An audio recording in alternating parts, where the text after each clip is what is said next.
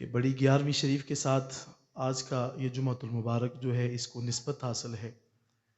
دعا گو ہوں کہ رب کائنات ہماری آج کی اس حاضری کو اپنی بارگاہ میں خدا شرف قبولیت عطا فرمائے۔ قرآن کریم فرقان حکیم کے دامن سے انتہائی مشہور و معروف آیا مقدسہ تلاوت کرنے کا شرف حاصل کیا ہے۔ ارشاد خداوندی ہے، الا ان اولیاء اللہ لا خوف علیہم ولا هم یحزنون۔ خدا فرماتا ہے کہ آپ متنبع ہو جائیں، خبردار ہو جائیں، بے شک جو میرے دوست ہیں، جن کے دل کے اندر میری محبت اور میرا پیار ہے، لا خوف علیہم، ان کے اوپر نہ تو کسی چیز کا ڈر ہوتا ہے، ولا هم یحزنون، اور نہ ہی وہ کبھی غمگین ہوتے ہیں۔ اب اس آیت کے بعد دل کے اندر اس بات کا خیال پیدا ہوتا ہے کہ وہ کون لوگ ہیں جن کے دل کے اندر نہ تو خوف دنیا ہوتا ہے اور نہ ہی وہ کبھی حالت حزن میں ہوتے ہیں، وہ کبھی غمگین نہیں ہوتے۔ وہ کون لوگ ہیں؟ اللہ رب العزت نے خود قرآن میں ارشاد فرمایا، الذین آمنوا وکانوا یتقون۔ وہ لوگ ایسے ہوتے ہیں کہ جو صاحب ایمان ہو اور صاحب تقوی اور صاحب پرہیزگار ہوں، جن کے من کے اندر حضور علیہ الصلاۃ والسلام کا پیار ہے اور جن کے دل کے اندر اپنے رب کا خوف ہے۔ وہی لوگ ہیں کہ جو خدا فرماتا ہے کہ ان کے دل کے اندر میری ولایت جو ہے ان کو جو ہے وہ مسخر کر دیا جاتا ہے، وہ میرے خاص دوست بن جاتے ہیں، ان کے دل کے اندر میری ہیبت طاری رہتی ہے۔ حضور علیہ الصلاۃ والسلام آپ کے غلام غوث پاک رضی اللہ تعالیٰ عنہ وہ ہستی ہیں کہ جن کا خود ارشاد ہے کہ قدمی علی رأسی کل ولی اللہ، کائنات کے اندر کوئی شخص اس وقت تک مقام ولایت کے رتبے سے سرفراز نہیں ہو سکتا جب تک کہ اس کے کندھوں کے اوپر میرا قدم نہیں آ جاتا۔ خراسان کی پہاڑیوں پہ بیٹھ کر وہ اللہ کا برگزیدہ اور خالق کائنات کا وہ خاص بندہ جو پہاڑیوں کے اوپر بیٹھ کر جب انہوں نے اس بات کو سنا کہ ہر وہ شخص جس کے کندھوں کے اوپر میرا قدم آ جاتا ہے اللہ اس کو اپنا دوست مقرر کرتا ہے، تو آقا علیہ الصلوۃ والسلام کے غلام خواجہ معین الدین چشتی اجمیری علیہ رحمہ جب پہاڑیوں کے اوپر بیٹھ کر کے یہ جملہ سنا، اللہ نے ان کی کانوں تک بھی یہ جو ہے اس آواز کو پہنچایا۔ تو جب آواز پہنچتی ہیں انہوں نے اپنے سر کو بھی جھکا دیا، اپنے آنکھوں کو بھی جھکایا، تو کہا کہ حضرت صرف جو ہے آپ کے قدم میرے کندھوں کے نہیں، میرے سر کے اوپر اور میری آنکھوں کا تاج آپ کے قدم مبارک ہیں۔ تو جب آپ نے اتنی بات کر دی تو جس طرف خواجہ معین الدین چشتی اجمیری جاتے ہیں تو ہند کے اندر جب قدم رکھا تو صرف ایک نہیں، دو کی بات نہیں، 90 لاکھ بندہ آپ کو دیکھ کر کلمہ پڑھ کے اسلام میں داخل ہو جاتا ہے۔ یہ وہ فیضان ہے، یہ وہ خاص کرم ہے، یہ وہ خاص وہ پودا ہے جو اولیاء کاملین کے تصرف جو ہے وہ حاصل ہوتا ہے۔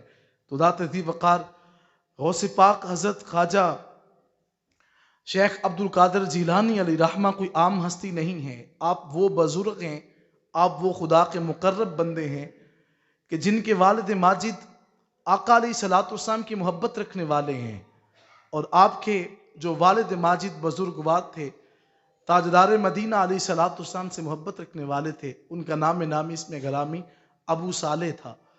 آپ ایک مرتبہ دریا کنارے جا رہے تھے اور جاتے وقت بھوک کا عالم تھا، آپ نے ایک بہتا ہوا سیب دیکھا، اس کو تناول کر لیا، دل میں خوف پیدا ہوا شاید یہ کسی اجنبی انسان کے باغ سے اترا ہوا پھل ہے، میں نے بغیر اجازت کے کھایا ہے، کہیں ایسا نہ ہو کہ رب بھی ناراض نہ ہو جائے۔ آج ہم پورے کو پورا باغ بھی ہڑپ کر کے کہتے ہیں کہ ہم نے کیا کیا ہے، لیکن یاد رکھیے گا رب نے نام بھی تو انہی کا زندہ رکھا ہے، ان کے نام اور ان کا جو ہے وہ ہمیشہ علم بلند رہتا ہے جن کے پیٹ کے اندر حلال کا رزق اترتا رہا ہے۔ حضرت شیخ ابو صالح رحمت اللہ تعالی علیہ، آپ نے وہ سیب تو کھایا تھا لیکن ڈر تھا کہ یہ سیب کھایا کہاں سے ہے۔ باغ کے اندر سے ایک ٹہنی جو ہے وہ دریا کی طرف لٹک رہی تھی، جا کر کے باغ کے مالک سے کہا تیرے اس باغ کا پھل جو ہے میں نے بہتا ہوا پانی کے اندر بغیر اجازت کے کھایا ہے، کیا مجھے معاف بھی کرتا ہے کہ نہیں؟ وہ بندہ جن کا نام حضرت عبداللہ صومعی رحمت اللہ تعالی علیہ تھا، انہوں نے جانا کہ یہ بندہ جو اتنی دور سے آیا ہے یہ کوئی عام بندہ نہیں ہے. کہا کہ ہاں تجھے معافی تو مل سکتی ہے لیکن ملے گی تب جب 10 سال تک تو میرے اس باغ کی حفاظت کرے گا، میری بکریوں کو جو ہے وہ چرایا کرے گا. حضرت عبداللہ صومعی رحمت اللہ تعالی علیہ نے جب بات کی تو انہوں نے کہا یہ کون سا بڑا سودا ہے، اگر مجھے اس کے ذریعے سے معافی طلب ہو جاتی ہے تو مجھے یہ بھی منظور ہے. 10 سال بیت جانے کے بعد کہا بابا 10 سال گزر گئے، اب مجھے معاف کیا جائے. کہا اب بھی معاف نہیں کروں گا. فرمایا معافی کیسے ملے گی؟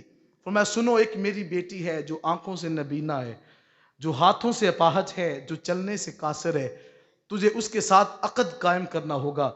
جب بیٹے نے جوان نے اس بات سنی تو وہ فوراً اس بات کے اندر آتے ہیں کہ ایک خاتون جس کے ہاتھ پاؤں بازو اور نگاہیں بالکل ختم ہے، میں اس کے ساتھ نکاح کروں گا.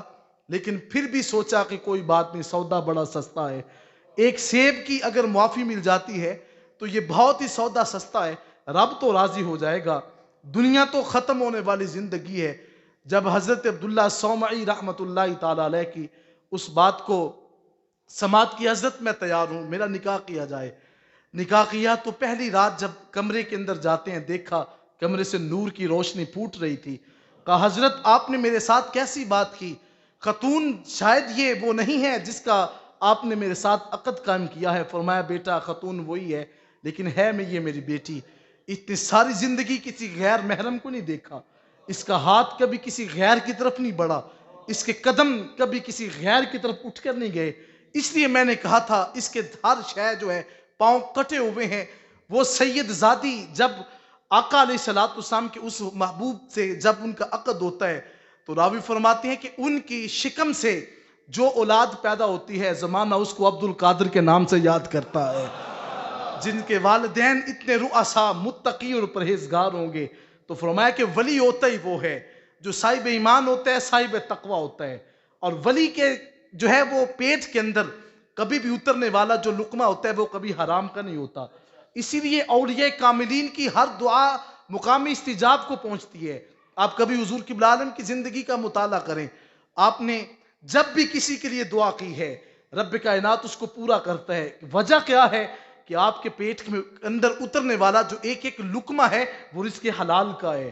آپ نے کبھی پیٹ کے اندر جو ہے وہ حرام کا لقمہ نہیں اترنے دیا.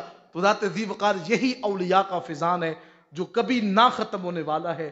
تو ولی ہوتا ہی وہ ہے جس کے من کے اندر خوف خدا ہوتا ہے اور وہ کبھی کسی بات کو جو ہے وہ اپنے لیے وہ اس بات کو تفاخر کی طرف نہیں لے کے جاتا کہ یہ شاید میں عمل کروں گا تو ایسے ہوگا. ذات ذی وقار یاد رکھیے گا، آج اگر ہر ولی کے کندھے کے اوپر غوث پاک کا قدم ہے تو اس کی وجہ یہ ہے کہ ان کے والدین کتنے رؤسا اور متقی اور پارسا تھے. خدا ہمیں بھی ایسی صالح زندگی بسر کرنے کی خدا توفیق عطا فرمائے. واخر دعوانا ان الحمدللہ رب العالمین.